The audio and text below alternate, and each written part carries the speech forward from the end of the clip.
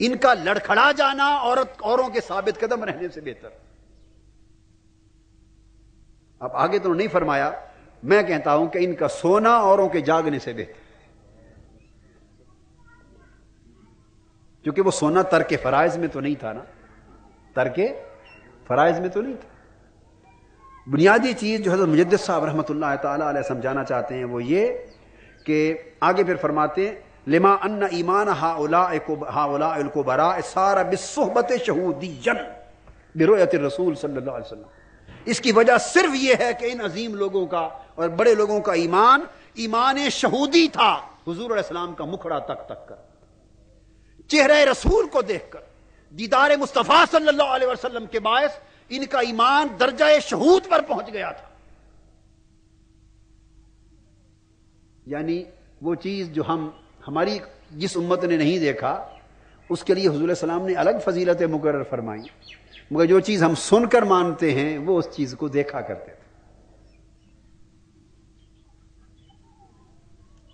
اس لیے یہ جو نسبت صحبت ہے، صحبت و قربت محمدی صلی اللہ علیہ وسلم، اس نے صحابہ کرام کو پوری امت پر افضل، اور سیدنا صدیق اکبر رضی اللہ تعالیٰ عنہ جو تمام امت کے اولیاء صلحاء مشائخ اہل نسبت و اہل قربت کے امام ہیں، اور آج سالار نقش بند کے عنوان سے ان کا تذکرہ ہو رہا ہے۔ اب میں انہی کے حوالے سے ایک بات اور عرض کرنا چاہتا ہوں۔ حدیث پاک میں اور کتب سیرت میں موجود ہے، آپ ہر وقت سنتے ہیں کہ حضور صلی اللہ علیہ وسلم کے ساتھ ہجرت پہ آپ ساتھ تھے۔ ہجرت مدینہ کے دوران آپ نے بالکل تخلیہ میں غار ثور میں قیام کیا، اور حضور علیہ السلام کا سر انور آپ کی گود مبارک پر رہا۔ اس وقت کوئی تیسرا فرد اس غار میں اس خلوت کے اندر حائل نہیں تھا۔ 2 دن 2 راتیں مسلسل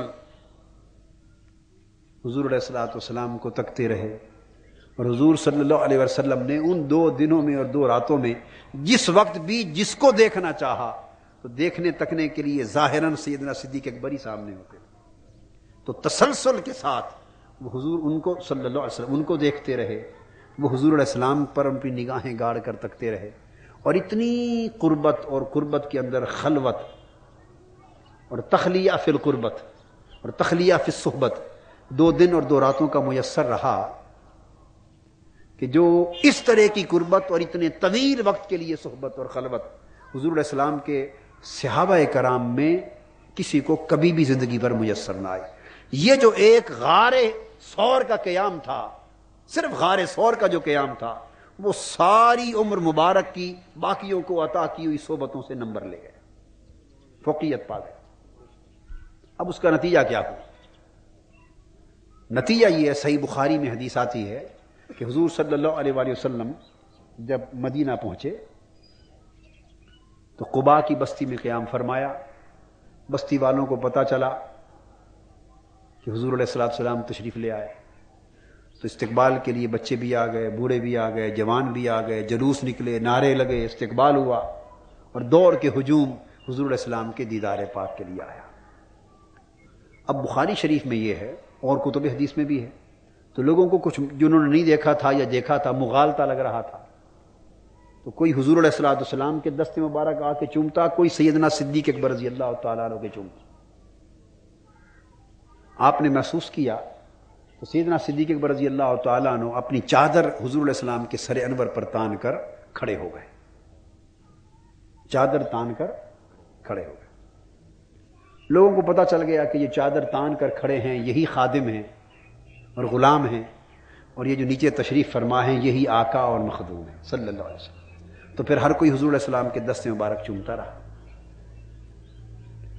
محدثین نے، علماء نے کئی باتیں اس کی شرح میں لکھی ہیں، کئیوں نے کہا دھوپ پڑ رہی تھی تو آپ نے چادر چکے تان دی، چادر تاننے کا سبب بیان کیا، کئیوں نے کہا دھوپ سے بچاؤ کے لیے۔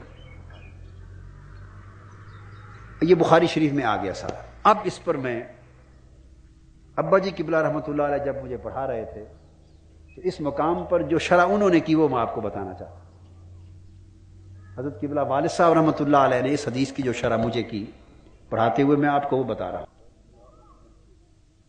آپ نے فرمایا کہ چادر اس لیے تان کے کھڑے ہونا کہ دھوپ نہ پڑے، یہ بات قابل قبول نہیں ہے، کیونکہ یہ طے شدہ ہے کہ حضور صلی اللہ علیہ وسلم کے اوپر بادل کا سائبان تنا رہتا تھا اور آپ پر دھوپ نہیں ہوتی تھی۔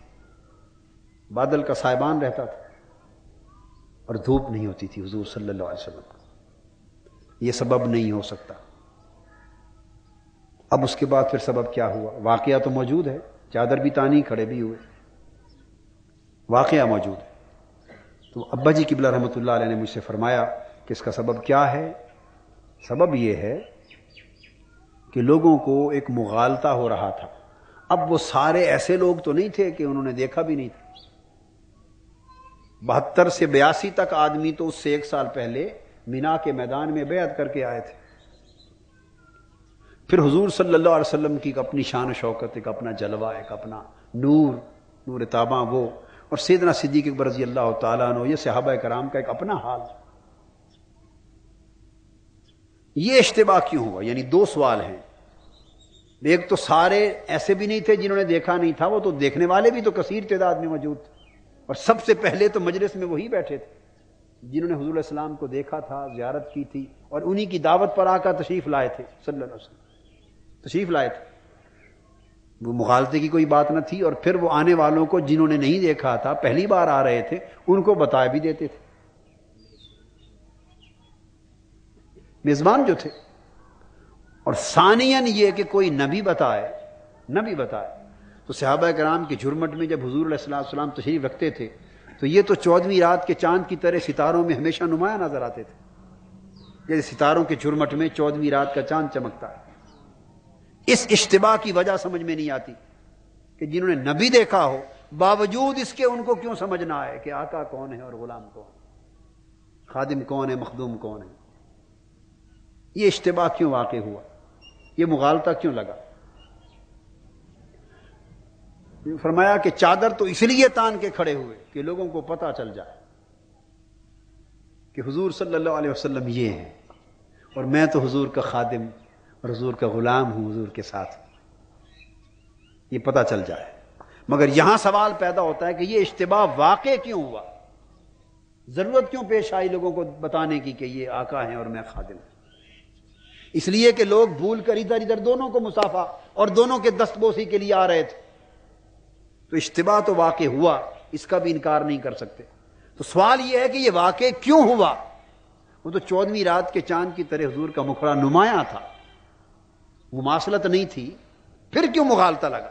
ایسی صورت کیوں پیدا ہوئی؟ اس کا جواب والد صاحب قبلہ رحمۃ اللہ علیہ نے جو اس حدیث کی شرح میں دیا، انہوں نے فرمایا، میرے سوالات تھے، فرمانے لگے کہ بیٹا یہ اثر تھا 2 دن اور 2 راتوں کی غار ثور کی صحبت کا۔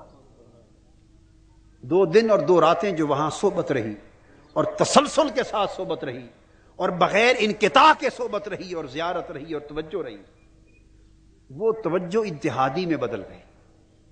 توجہ اتحادی میں بدل گئی۔ توجہ کی اقسام ہوتی، 5 اقسام اولیاء کرام اور عرفاء نے توجہ کی بیان کی ہیں، 5 اقسام۔ ان میں سے ایک توجہ اتحادی ہوتی، وہ صاحب توجہ جس کو توجہ دیتا ہے اسے اپنے ظاہر اور باطن دونوں کے ساتھ متحد کر دیتا ہے۔ یعنی عام توجہ سے وہ متحد، وہ شخص جس کو توجہ دی جاتی ہے اسے اپنے باطن کے ساتھ متحد کرتا ہے، متحد بالباطن کرتا ہے۔ مگر توجہ اتحادی میں اس کے باطن کے ساتھ ظاہر بھی اس کے ظاہر کے ساتھ متحد ہو جاتا ہے۔ یعنی باطن باطن کو فیض دیتا ہے اور ظاہر ظاہر کو فیض دیتا ہے، روح روح کو فیض دیتی ہے، قلب قلب کو فیض دیتا ہے، سر سر کو فیض دیتا ہے، خفی کا لطیفہ خفی کو فیض دیتا ہے، اخفا اخفا کو فیض دیتا ہے۔ اور جس طرح سارے لطائف باطنی ان لطائف کو فیض یاب کرتے ہیں، اس طرح جسد پاک، جسم پاک اور چہرہ انور یہ بھی اس چہرے کو اور جسم کو فیض دے رہا ہوتا ہے۔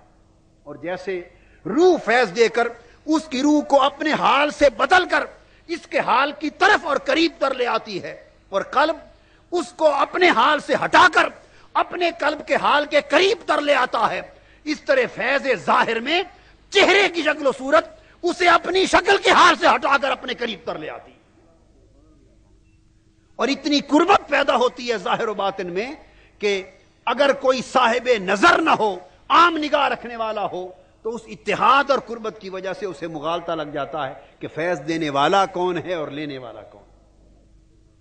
فرمایا اس توجہ اتحادی کے اثر سے سیدنا صدیق اکبر رضی اللہ تعالیٰ عنہ پر حضور علیہ الصلوۃ والسلام کے باطن اور ظاہر کا اتنا اثر ہوا تھا کہ آپ کا ظاہر اپنی اصل شکل و صورت اور اس حال سے بھی ہٹ گیا تھا، اور وہ حضور علیہ الصلوۃ والسلام کی صورت پاک کے فیض میں فنا ہو گیا تھا، یعنی صورت صدیقی صورت محمدی کے فیض میں فنا ہو گئی تھی،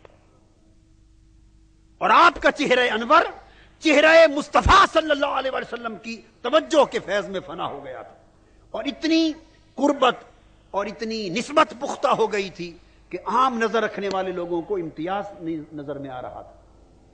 سیدنا صدیق اکبر رضی اللہ تعالیٰ عنہ فوراً سمجھ گئے کہ یہ پرتو ہے حضور علیہ السلام کے چہرہ پاک کا جو اس جسد پر پڑ گیا ہے، اس لیے فی الفور آپ نے اپنی غلامانہ منصب کو سنبھال لیا اور خادمانہ منصب کو سنبھال لیا، اور چادر محض اس لیے تان کے کھڑے ہوئے، دھوپ کا قصہ نہیں تھا کہ کھڑے جو ہوں تو کچھ تو کرنا تھا نا، لوگوں کو بتانے کے لیے زبان سے بولے بغیر اوپر چادر تان لی تاکہ دیکھنے والا ہر کوئی سمجھے کہ یہ حضور کا خادم کھڑا ہے۔ اتنی توجہ عطا فرمائی حضور صلی اللہ علیہ وسلم۔ یہ توجہ اسی طرح کی ہے توجہ اتحادی جو حضرت خواجہ باقی باللہ رحمۃ اللہ علیہ نے اپنے نان بھائی کو عطا فرمائی۔ حضرت مجدد الفسانی رحمۃ اللہ علیہ کے شیخ، کیا اس میں گرامی ہے ان کا، حضرت خواجہ باقی باللہ رحمۃ اللہ علیہ، وہ آپ نے سنا اور پڑھا ہوگا کہ ان کے نان بھائی تھے، آپ ایک رات ان کی خدمت سے، مسلسل خدمت سے خوش ہوئے، تو فرمایا بھائی کیا چاہتے ہو، کیا دیں؟